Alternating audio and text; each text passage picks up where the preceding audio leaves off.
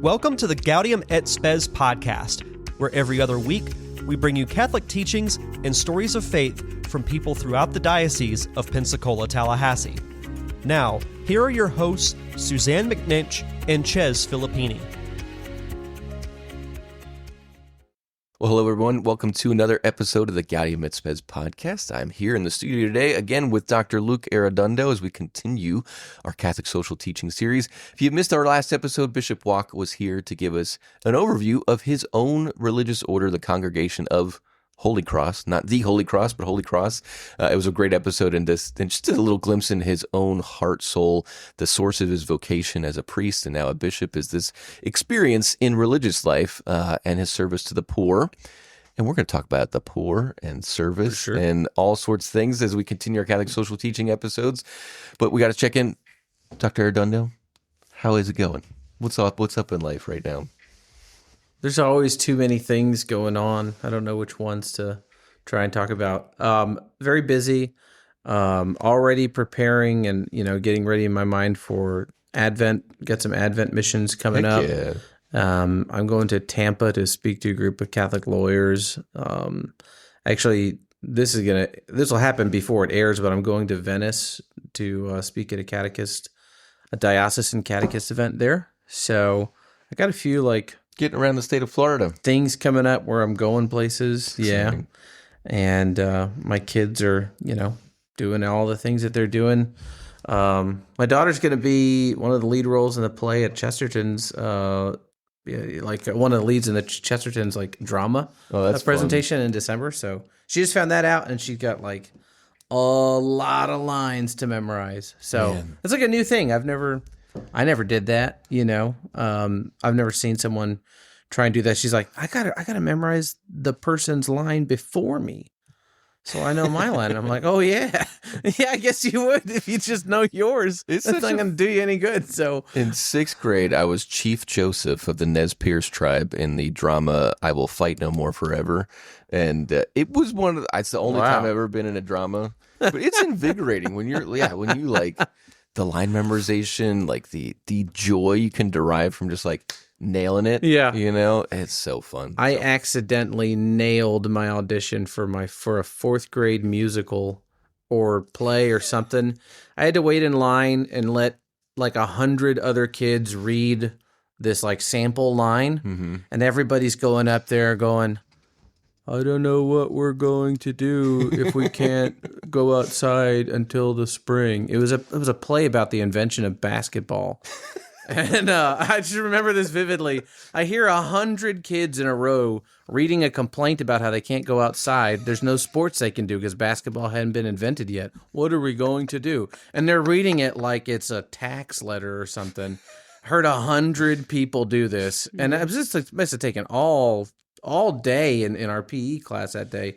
So I had a long time to think about it. How would I express this if I was sad that for the entire winter I was going to be stuck inside with nothing to do? And I gave an Emmy-winning pronouncement of this line, and she just stopped it and said, "You're James Naismith." So I had to be the main guy that invented basketball. Wow. So I did not anticipate getting myself into that kind of trouble. I never tried that hard again on anything. It was I don't even know where to begin with processing that. I didn't know there was a play that 4th graders put It couldn't on have been about good, but I was James Naismith, man. That's so cool. Okay. I'm going to dig that up as soon as we're done recording. Oh, my gosh. Okay. This is what you come to Gaudium et Spes for, this kind of riveting commentary. This is the joys, the hopes, griefs, and anxieties of the men of this age. So, Luke, last time we covered the granddaddy of them all. Yeah.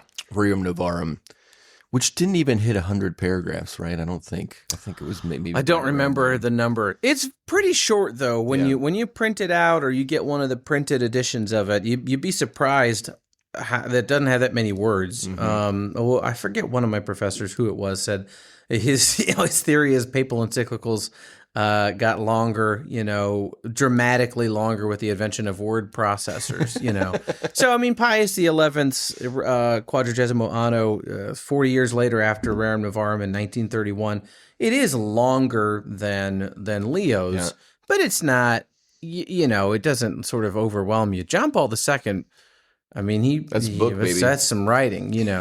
Somebody, one of my professors said at seminary said if you took all the speeches, homilies, everything that he had to do in a year, all of his public speaking engagements that weren't even encyclicals, and you put it was about a foot a year of his pontificate. Just thin strips of paper, yeah, with words on them. Wow. So God bless him. We're getting you see a little bit of the creep come in with this, lengthwise. That's right. So we're 40 years later. Yeah, that was 1891. Right. We go to 1931. The 40th year. And he published it on the same date. I don't know that all of them are published on May 15th, but this one is on May 15th, which the original one was. And if you're playing the at-home game and you want to read these documents, what you'll notice at the beginning is he's giving sort of a recap of what the last 40 years have been like. So much happened. Yeah. I mean, quick recap. 1891 and 1931, we have the First World War. Mm-hmm. Not great. We have in Italy the advent of fascism. So Benito Mussolini takes power. Right. That's a whole thing for Pope Pius XI and the rest of his Italian brethren.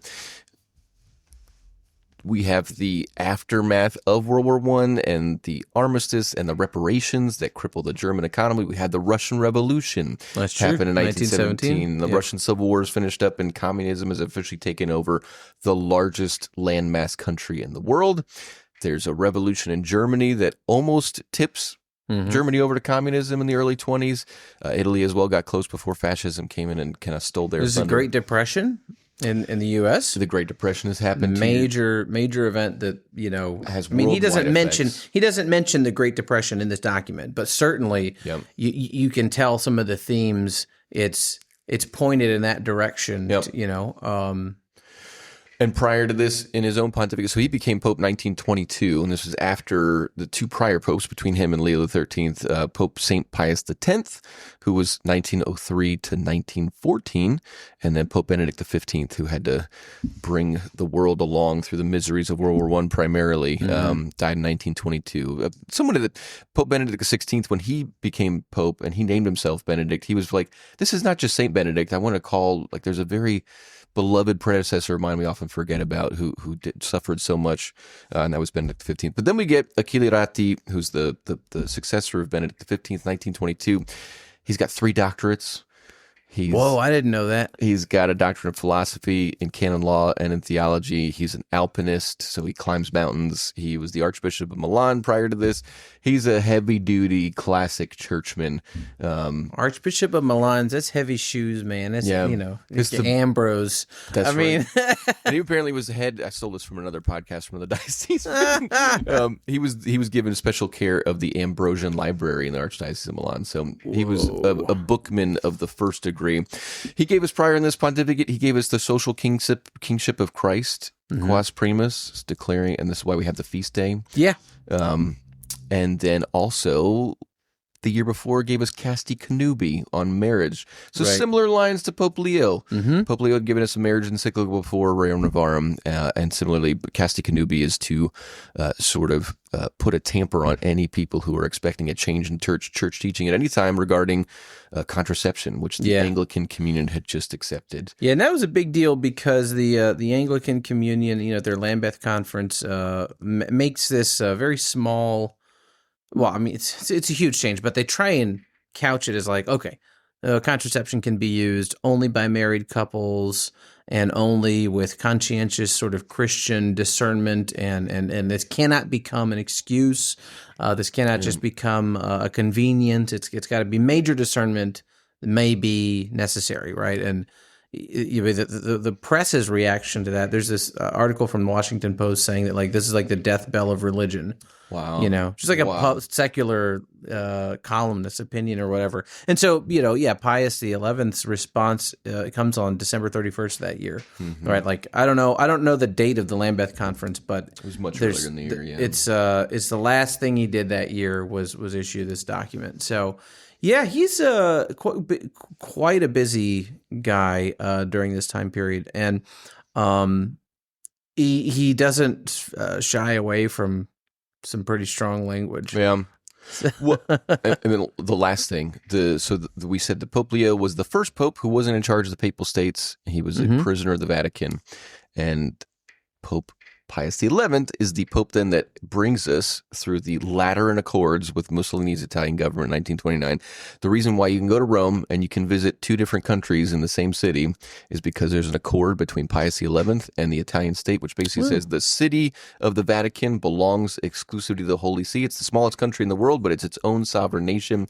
And he's the first one to exit the confines of the Vatican as pope in 50 years or something like that. So wow, we're in a whole new territory. But basically, Pope Pius XI is the first guy that kind of we think of as the Pope today, who is not just the Pope of the Universal Church, but he's also the head of the Vatican City State. So he's the first guy. And he had to do some handshaking with Benito Mussolini to make that happen. And not everyone is a fan of that as a result, but it's definitely worked out for the Holy See and its place in the world ever since then. I did not know that. So here we are. All right. Tell us, what does he think of Leo, the great Leo? How in love with this venerable predecessor's teaching is he? He's a big fan. He has in his mind, in the encyclical's opening, I mean, a lot of opening paragraphs. So quite a long way into it. He's just kind of sort of building up, like how great was Rerum Novarum. He calls it a timeless and sort of eternal encyclical. That it's based on principles that are never going to go away. And we talked a little bit about that in a previous episode, like probably the last time, I guess. The way that Catholic social teaching, is a distinct form of Catholic moral theology, and that it has some foundational principles that aren't going to go away, but it's prudential application of those. And so, what Leo's outlined, Pius wants to sort of echo and kind of continue the conversation. So he seems to imagine, and I don't know that it was not true. It's hard for me to know to think that it really was, but he says the whole world this year is just pouring itself out in honor of the 40th anniversary of this encyclical, and that may well have been the case. I'm not disputing it, but can you imagine like an encyclical being celebrated that way? Right. I had the same impression. I was like, is this true? I think I've read before that it basically is true. That it really was a worldwide phenomenon. Yeah. So he talks about all the kind of different groups that were impacted by the encyclical, obviously Catholics themselves, business leaders, even, it's hints that some governments you've seen major shifts in government in these intervening years. Is this line that, maybe we can't say that all of the changes that have been positive with it, especially in the realm of economics and the market and the labor practices, maybe all of those are not explicitly caused by this document. Okay.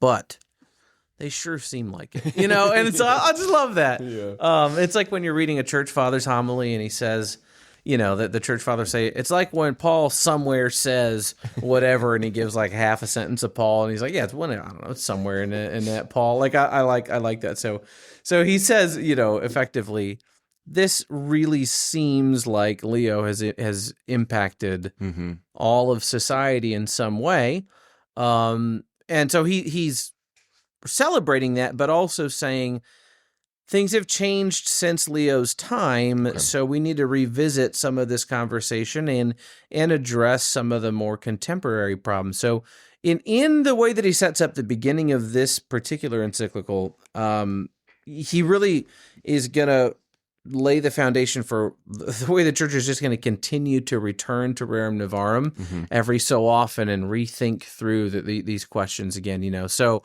I don't know how long Leo XIV is going to be around. He probably safely can wait till 2031 to issue a sort of commemorative document. But that's, 2031. It's like, 41 would be, 2031 would be 140 years, right? Yeah. So I'm thinking 150 years. I don't know if he's going to want to wait till that point. Because that's like a long bet, like 6 years. I think that's probably safe. Like 16, like I don't know, a lot could happen. So anyways, what I'm saying is, Pius XI shows what's going to become the programmatic thing. Yep. When you're issuing a new Catholic social encyclical, you go back and you reflect on Rerum Novarum, you look at the history and say, look at all these touchstones, all these things that we've accomplished, all my predecessors have taught, and now here we are.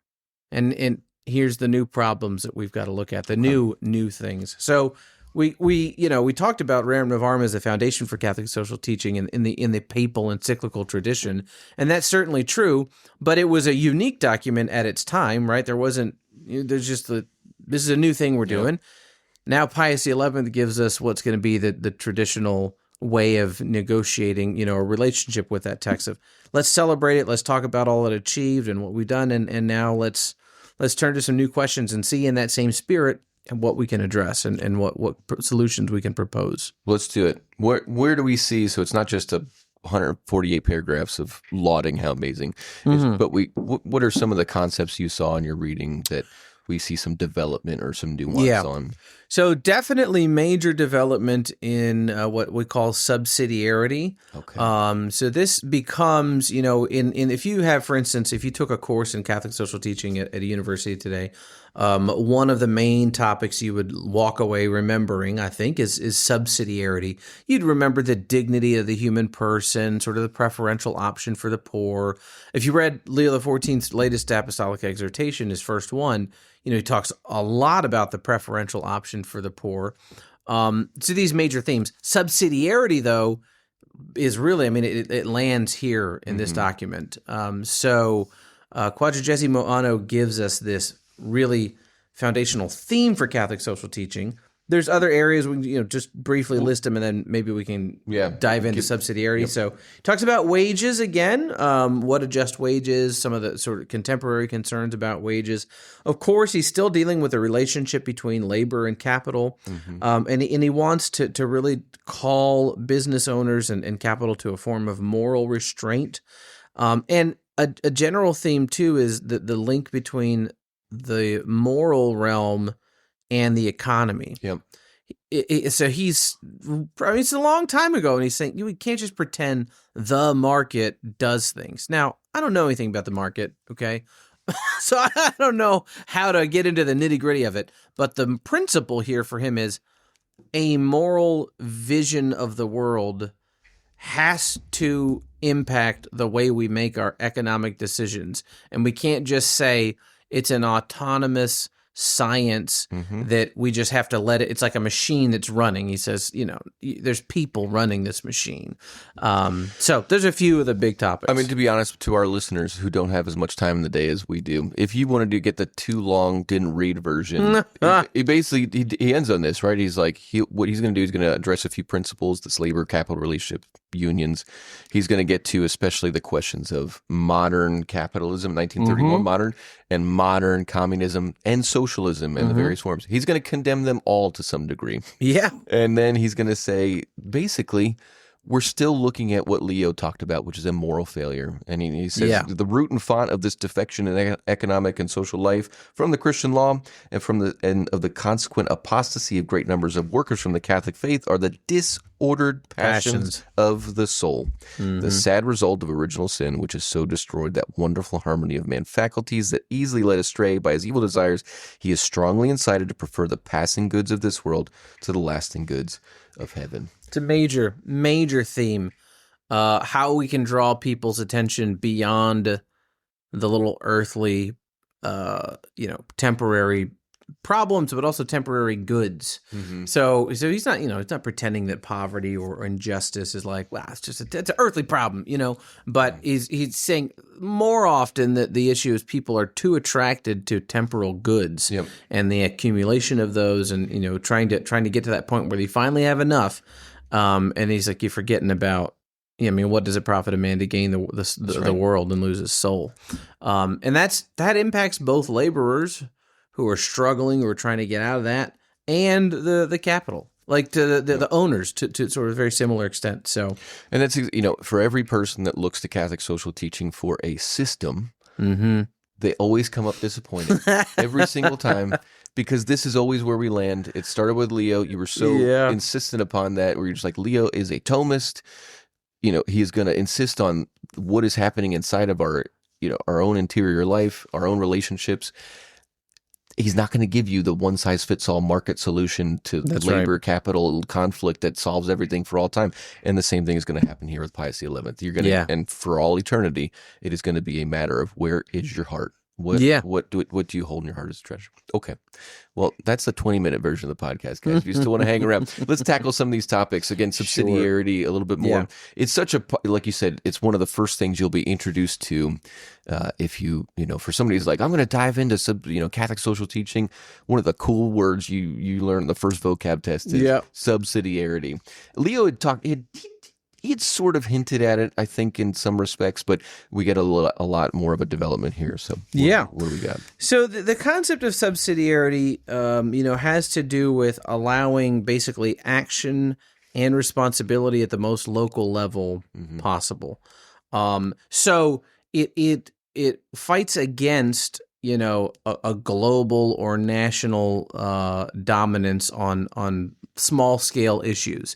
So like a super simple example is education. I don't know anything about government or the Constitution or something, but I'm just guessing there's some vague language about education in the Constitution and that the federal government has some kind of rules or whatever, right? But the federal government, like the President of the United States, is not literally determining what your third grade English class is going to do, right? Only in a general way does it have some concern and some oversight, but that education largely is the responsibility of the state. And then that goes down to the county, the school district, and then a principal in a classroom. So a third grade, English teacher can decide in some way how she wants to meet the general requirements of the class. Yep. She's not being, looked over her shoulder by someone from the state or federal government. That's a good example of subsidiarity, at least in theory, working out. Yep. So allowing the most local authority who has the competence to do what they need to do, and not letting someone else or making them rely on someone else. The quote, paragraph 79 here, where he starts to address this is after the wages discussion. There's a little bit of a hint here where he's trying to talk about who could arbitrate maybe the wage discussion. He says, as history abundantly proves, it is true that on account of changed conditions, many things which were done by small associations in former times cannot be done now save by large associations. Still, that most weighty principle, which cannot be set aside or changed, remains fixed and unshaken in social philosophy. Just as it is gravely wrong to take from individuals what they can accomplish by their own initiative and industry and give it to the community, so it is also an injustice and at the same time a grave evil and disturbance of right order to assign to a greater and higher association what lesser and subordinate organizations can do. And he also goes on and says, the supreme authority of the state ought therefore to let subordinate groups handle matters and concerns of lesser importance, which would otherwise dissipate its efforts greatly. I think for me, reading this now, it's like, man, in a world in which you've seen a lot of the evacuation of between you and I and our families and the state, whatever, that's local government, state government, federal government. There's just like not a lot of intervening bodies. And like if my trash doesn't get picked up, I don't think, maybe the neighborhood should come together and we should like build our own landfill and like, I'm just like, where's my trash truck, government of Pensacola, like that's just my automatic, and that's, I think, a normal exercise. It should fall to the city. But there's maybe a hint here is like, there's a lot more thickening of communities which help people think like maybe we could form our own association as just a neighborhood or as just a parish or as just a local set of schools rather than constantly kind of shooting things up the governmental trajectory. So there's also a sense in which you see this link, this concern for subsidiarity. You can sort of see it in the context of communism, right? That socialism or communism is one of the main things that he's rallying against in this document, and that Leo XIII was pushing against in Rerum Novarum. And a basic feature of communism is to want a large body to be kind of communally collectively responsible for everything. And so just in terms of a philosophical principle or I don't know if metaphysics is the right thing, but like a metaphysical like idea that's like we don't need plurality of people to do things that a smaller, group can handle. So with respect to like the entire way society works, we don't necessarily need to put everything in common. We can have individual sort of, but it's also interestingly not an individualism where it's just about creating, isolated people, but rather figuring out what's the organization that's going to work at what local level. It's interesting you mentioned the trash. Like my parents live in this neighborhood in Mississippi where when we moved there was just this old guy with a pickup truck that he had put wooden sort of walls on. That's awesome. And he would come pick up trash. And I was like a little kid. I was like, oh, well, it's the garbage guy, whatever. Yeah. And that guy kept that running for a real long time. He finally like retired or I don't know if he died or like in the last 5 years. And they all of the people in my parents' like neighborhood, it's just like a little,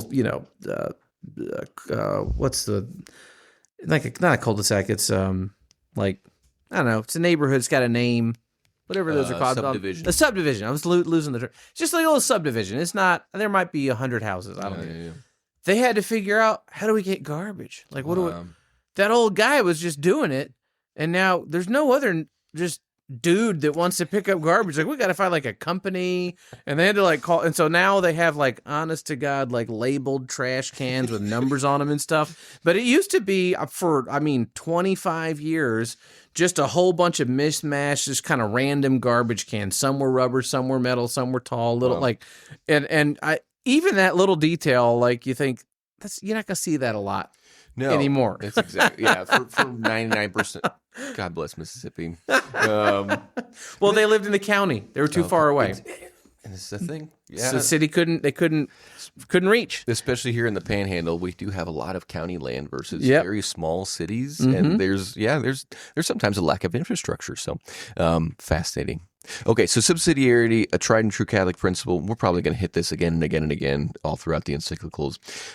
He talks about wages again, and we'll set it up. He says basically, okay, the misery of 1891 has been mitigated for the working classes to some extent. Like we don't see the same abject, he talks about kind of the laws and the customs that have come about through some of the labor legal movements, and basically the plight of the poor has gotten a little bit better, but we still got this massive problem of wages, capital, laborers, and a huge concentration of wealth at the top. So, what can we glean from this as far as insight or development in any way? Sure. Well, he's again insistent on the idea that the wage ought to be a family wage. So Leo lays this principle out. Leo also says that wages not only should be sufficient for a single worker, and he envisions that being the husband, being the father, not only that we can just pay one person and they can provide for the needs of the family, but that it's enough of a remuneration for their work that they can save some and become owners. And now Leo XIII, I think, explicitly says like to own land, and then land is a productive property that gives back to you and continues to generate. If you take care of it. Pius XI doesn't quite so much say land. Okay. So it is interesting, but we'll go to paragraph 71. Okay. We can read just a little bit here. So he says, in the first place, the worker must be paid a wage sufficient to support him and his family. And there's a footnote to Leo XIII there. The rest of the family should also contribute to the common support according to the capacity of each is certainly right, as can be observed, especially in the families of farmers, but also in the families of many craftsmen and small shopkeepers. Right. So even mentioning shopkeepers, you're already departing a little bit from a sort of agricultural vision. Yep. He says, every effort must be made must therefore be made that the fathers of families receive a wage large enough to meet ordinary family needs adequately. But if this cannot always be done under existing circumstances, social justice demands that changes be introduced as soon as possible, whereby such a wage will be assured to every adult working man. It will not be out of place here to render merited praise to all who with wise and useful purpose have tried and tested various ways of adjusting the pay for work to family burdens in such a way that as these increase, the former may be raised, and indeed, if the contingency arises, there may be enough to meet extraordinary needs. We didn't even read the entire paragraph, and there's actually like 5 paragraphs just about wages. But did I hear minimum wage in there? Yeah, I think so. I think that that's. I think what we would call that minimum wage. Sure. Yeah, I don't know.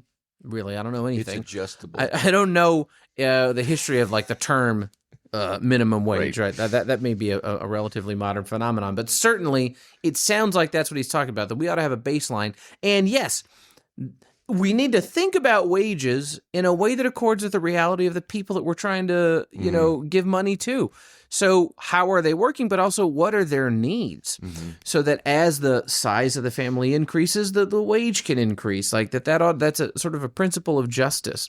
And this is one of the reasons, one of the places where you can see why we can't point to this and say like, this is precisely how you solve the problem, right? Sure. I think this is a really good analysis, sort of a diagnosis of one of our major problems in society. But I don't know how easy it is to make this into any kind of a law. And that may precisely be the point. Is it wouldn't be a very good law because you'd be constantly having to update it in light of what are the changing needs. To give you a super simple example of this, I worked at a parish in New Orleans, and we had a food bank, and we had a little bit of money for helping people with like their electricity is about to be cut off, or those sorts of things. So monetary assistance, but also food and some other basic services. It was just out of the donations from parishioners. It wasn't some, humongous fund, but it was important to the parishioners to support the, people that needed it. The woman that was in charge of it, this lady, God bless her, she's just passed about 3 or 4 years ago. Her name was Sharon Farrell. And she had been doing that for, 15, 20 years. I would help her sometimes with like running errands, taking an emergency payment to a payment center where we didn't have enough time to issue the person a check and they mail it in. I mean, this is a long time ago. Checks were still used. So I would do just miscellaneous stuff and kind of see some of these people that she was working with. And one day after particularly trying, situation of this family just had some real serious needs, and we did everything we could. We got them over this immediate emergency. And I think they were still going to be in a difficult spot. They left, and I'll never forget her. She looks at me, she goes, "Luke, I've been doing this a long time. I've been helping people. People always had problems. There's always been people that don't have enough, and when we're here for them. But it is harder to have enough now because you used to have, you needed your electricity, you needed, your groceries, your rent, maybe car payment. Like these are normal things, your water bill. So now everybody has an internet bill, and they have to have one. Their kids have to use it for school. They have to use it for work. They got to have a cell phone. That's another cost. Car insurance is mandatory. You can't say, I'm pressed, I'm just not going to do it. You must do it. Health insurance is like, she just kind of layered all these things on for me that, I'm a young person, or was at the time. That was normal to me. Everybody has that. Yeah. But she's looking at it saying, it's harder to have the minimum now because there's all of these things. So a flexible view of what are the necessities, I think is important. And you're right. It's what the Pope is saying is we just need virtuous people. Yeah. If we can just get some people that are saintly in their hearts, that would solve it. And that's true, but it's also like, can't we get something better than that? That's a little frustrating. We're just hoping people will be good. As he's getting close to this wages, he does like kind of observe a little bit for the economist here. This is like more of a theorist. Like, what does this guy know about economics? And he talks about, he says, lastly, the amount of pay must be adjusted to the public economic good. And he goes down. Oh, yeah. He talks about not paying too high and not paying too low. So he's like, I have observed that, where does it say here? For everyone knows that an excessive lowering of wages or their increase beyond due measure causes unemployment. It's interesting. What do you think? Okay. So if you drive down wages so low, it's not even worth it to show up to work. Like, Right. if you make $2 a day, at a wherever construction site or something like that, you'd be better begging on the street and be unemployed than it is. So you cannot. So the society must be wary of the driving down of wages. At the same time, if you artificially inflate wages, you're going to, for example, companies won't be able to hire as many people. Right. And, you'd be like, well, we only got this much money for salaries, so we can only hire 27 people instead of 38 if we had a lower minimum wage or something like that. So he sees already. Now, he doesn't offer a solution, by the way, which is what we're talking about here. But he does see, like, this is complex. It's getting more complex, but we have to be, like, he doesn't cease to call us back to first principles, which is the family must be provided for through a living wage. And he does have one man. He does have more comments on the family too. So he says, for instance, to abuse the years of childhood and the limited strength of women is grossly wrong. Mothers concentrating on household duties should primarily work in the home or in its immediate vicinity. It is an intolerable abuse and to be abolished at all costs for mothers on account of their father's low wage to be forced to engage in gainful occupations outside the home to the neglect of their proper duties, especially the training of children. And this is one of the things you're going to see as Catholic social teaching, goes historically, that never completely vanishes. Mm-hmm. This idea that we're assuming fathers are working and that mothers are able to kind of do everything else. And I mean, look, we both have wives. There's so many things in a house to be done. Yeah. Whoever's doing them, it's a ton. Yep. Leo's vision was the father works and the mother can do as much as possible of all the other things. Pius XI here seems to be maybe even a little bit more clearly focused in that way. And at least he expresses himself more. You won't see that utterly vanish, but it's not going to be expressed nearly as strongly kind of as we go forward. Mm-hmm. So it's an interesting thing about where is the prudence here and where is the timeless part of it? Sure. That's a great point. This is a hard thing in the Catholic social teaching. Yeah. Is like, we've got a lot of prudential judgment. Right. That's right. It's not necessarily all dogmatic. Sure. But okay. We're gonna that could be its own 2-hour, or like a day long thing. Let's pause. Let's go to another, before we get to socialism, capitalism, individualism, collectivism. He spends a little bit of time, we had talked about Leo's call for the old kind of guild and social association banding together, unions in prototypical form to come together to especially help the laboring classes to emerge from these dramatic situations. Right. Pius XI says, like, this kind of happened. There's been an explosion of unions all throughout the industrialized world in Western Europe and in the United States. This is this is the time when union growth is huge, tens and thousands, even hundreds of thousands of members for some of these unions. But he's already got kind of like a, what's happening with these things? Yeah.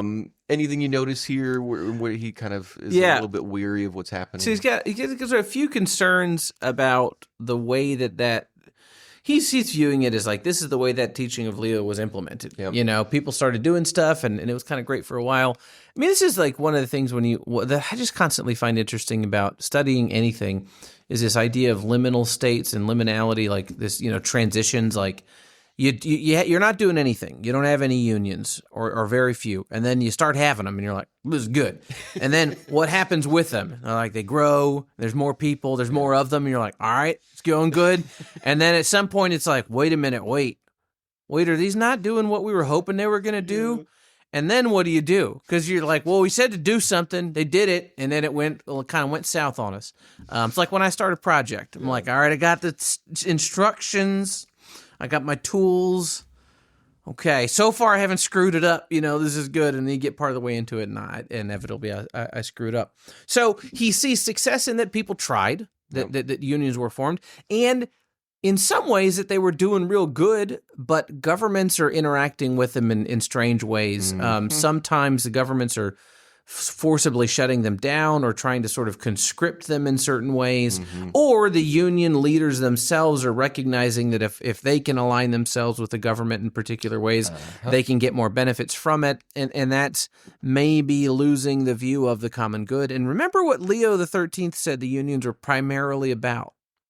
You might not remember because it was weird. We were like, what? That's what he says? It's about formation, catechesis, and spirituality. Yeah, it's about like encouraging the attendance at holy days of obligation, having Sundays of rest, and knowing your faith so that you know how to bring it into the workplace, right? So does that have something to do with being a blacksmith?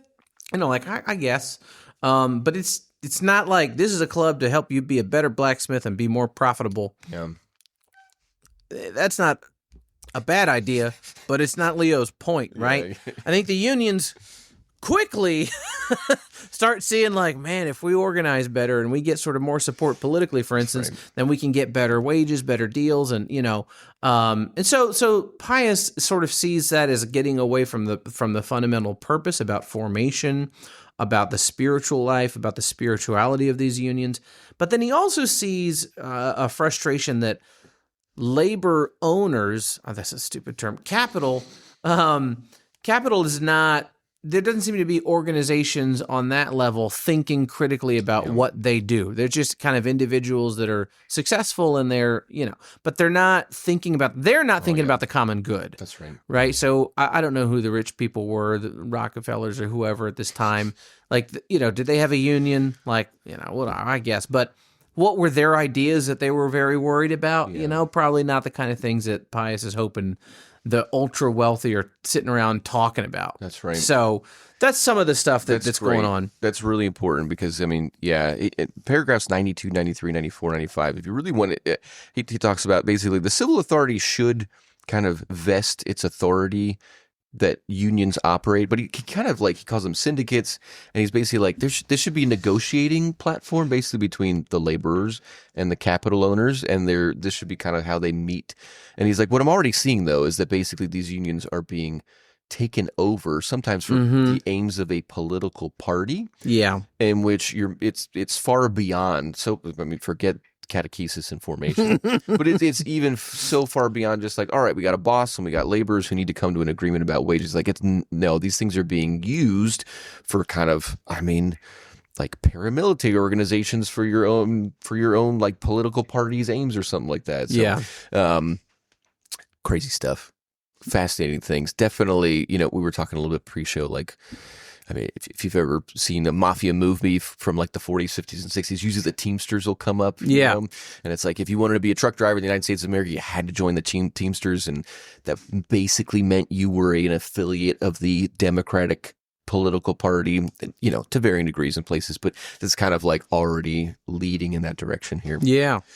Man, I wish we could spend more time there. We're going to go ahead. Let's just talk about where Pius has always got an authoritative kind of a moxie about him, but then he really hits his stride and it's kind of like, I'm going to say some things about some things, and especially capitalism and communism, socialism, or individualism, collectivism.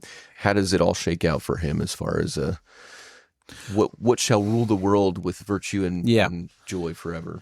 Well, he's sort of angry at everybody. The capitalists he's seeing are increasingly building their own riches, denigrating the dignity of their employees, and just building up greater profits for themselves. And that's all they care about. That's all that's motivating them. That's their only sort of guiding principle. Interestingly, he sees, one like sort of possibility here is that this can even change the spirit of a laborer who is a good person, but is, in a difficult situation of like, I just make this much money. I don't know. I want to be like that guy. I want to be like the guy that owns it. So I'll just do whatever ruthless thing I can do to get to a point where I'm closer to that. Yep. So this is what, we talked about this with Leo, because I know Leo's stuff pretty good. He's always concerned about the way big, important people, elite, ideas. The way their ideas can sort of seep down into the common person. Yep. And so you kind of see Pius XI here seeing how a ruthless industrial could spoil the conscience and soul of his workers by kind of just doing what he's doing, not even by teaching them like, look, kid, this is how you do it, but just by them seeing, well, this is the life of a successful person. It looks like this. He behaves like this. Clearly, if I don't want to just be stuck forever in this factory, I got to find a way to exert myself, to seek my own good. Maybe that means kind of angling for a promotion and blaming problems on other people or whatever it might look like. I've watched the show This Is Us several times, and there's this Hispanic character in there, Miguel, who they have this scene when he's a kid. His dad's doing yard work at a rich guy's house, right? They've just come to the U.S. from Puerto Rico, and they're poor. And he's there with his dad because he doesn't have anywhere else to go, and he needs to go to the bathroom. And his dad gives him instructions like, okay, you can go in the house, but like, don't touch anything. Like, go get in and out of there as quickly as possible. Like, you shouldn't be in there, but I don't know what else to do. Yeah. So he goes in, and the guy that owns the house is watching a baseball game. I promise it at a point. He's watching the Pirates play. And the kid, Miguel, is embarrassed that he's caught like in the house. The guy doesn't even care. Like, he's like totally cool.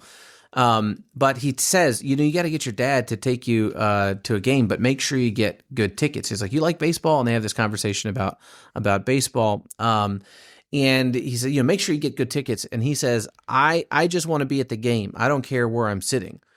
And you see this sort of very innocent, kid. And then the guy tells him, kid, the only thing that matters is where you sit. And if you know the arc of This Is Us, Miguel later becomes a very successful businessman. Marries Jack's widow. But his success in business comes at the expense of his family life. His children don't get along with him because he was always working. He was negotiating. He was finding. He wanted to have the right seat at the table and at the games and wherever like that. So that's like a little image into what Pius is concerned here about the way that some of these capitalists are operating. That's the Rockefeller. God bless the Rockefellers, and they'd be good people. But that's the highest capitalized kind of echelons of society mentality, and then it filters down all the way to like, I just matter. Forget what looks. It matters what seat I have at the table of all the other rich industrialists. I got to be the richest industrialist. Well, yeah, and you see that now. It's in social media, like. I need 1 million followers, or I need, I need to be tweeted by this person, or, I want to be the influencer that's doing these deals. And even that's a kind of operation of the same principle. So he's frustrated with capitalists for that reason. Yeah. But then the socialists, he's also, it's like. Before we get to the socialists, I just, in His Majesty, the Holy Father, in paragraph 109, thunders forth in kind of a definitive way against capitalism. He says, the ultimate consequences of the individualist spirit in economic life are those which you yourselves, venerable brethren and beloved children, see and deplore. Guys, this one, put it on a bumper sticker. Free competition has destroyed itself. Economic dictatorship has supplanted the free market. Unbridled ambition for power has likewise succeeded greed for gain. All economic life has become tragically hard, inexorable, and cruel. And he goes on, he talks about basically the defenestration of the state. So like, we live in an era now where we talk about like basically, the 10 biggest companies in the world, their power and potency and resources, it kind of makes the state look impotent. And we think this is kind of a new thing. And he's like, no, this is already happening. Basically, in 1931, it says, one of the worst, the virtual degradation of the majesty of the state, which although it ought to sit on high like a queen and supreme arbitress, free from all partiality and intent upon the one common good and justice, has become a slave, surrendered and delivered to the passions and greed of men. And as to international relations, 2 different streams have issued from one fountainhead. On the one hand, economic nationalism, or even economic imperialism. On the other, a no less deadly and accursed internationalism of finance, or international imperialism, whose country is where profit is.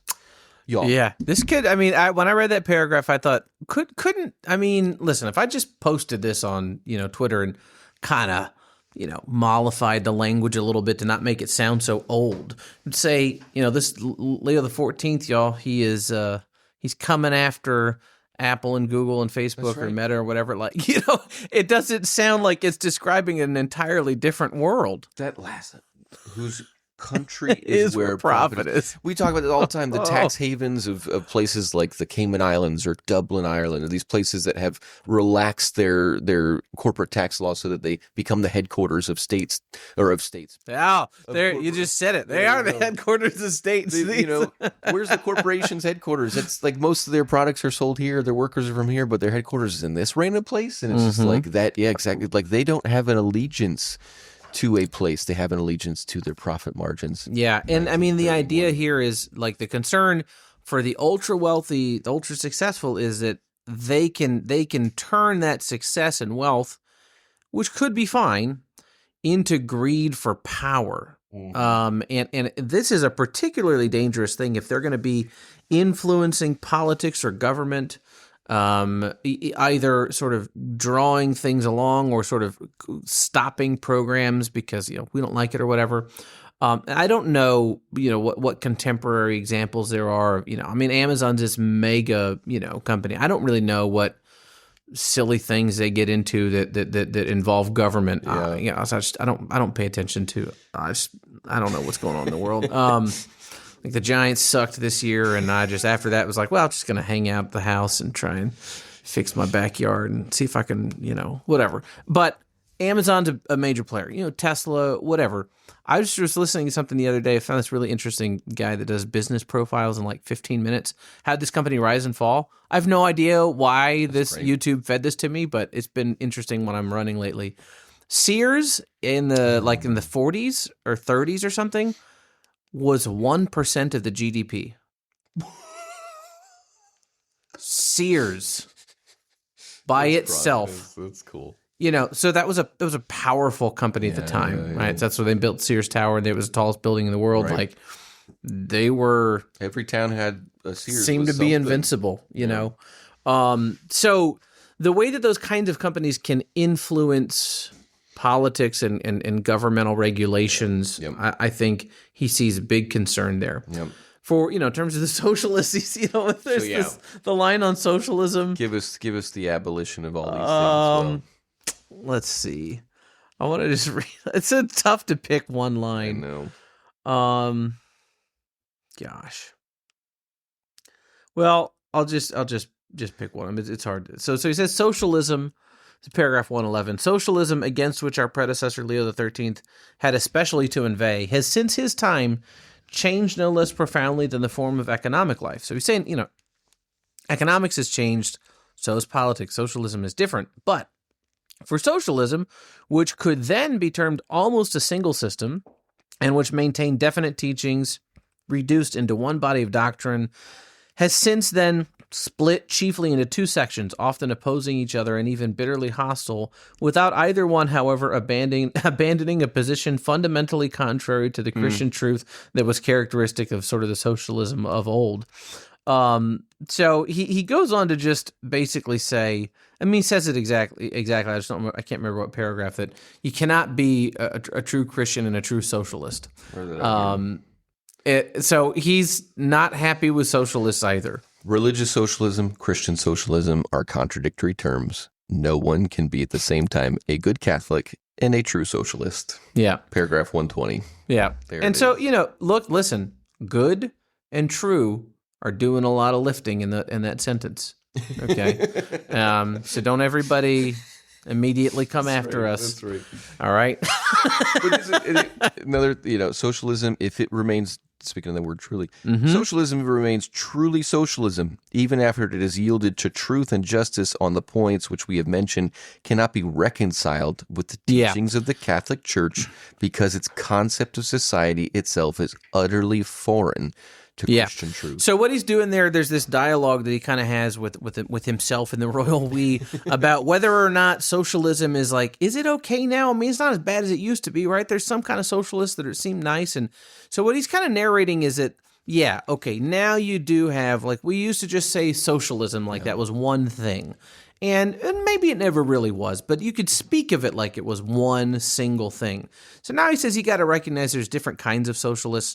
Some of them are just bold-faced, saying exactly what they mean. We want to destroy all private property. We want to destroy any privilege, and we want communal ownership of everything. And he's like, I mean, hey, at least you know what they stand for. But there's other people that they seem to be socialists just because they really don't like all of the difficulties of capitalism. Yeah. They don't like the sort of the consequences of just doing things like normal. They want to change, and so they're calling themselves socialists, but they're not really trying to reject everything, and they're sort of more polite. Is that okay? Can we and what he wants to say is, however nice that is, and however helpful that might be for a dialogue. Yeah. No, I mean what he means with what Chez just read, that their entire vision of society is incompatible with Christianity. A socialist view is that we're sort of a danger to each other. Mm-hmm. And so we need to kind of just get band together to have a government structure that prevents us from all eating each other by the competition of the market and whatever, and just and what the Catholic view of society is that we're called to communion. Yep.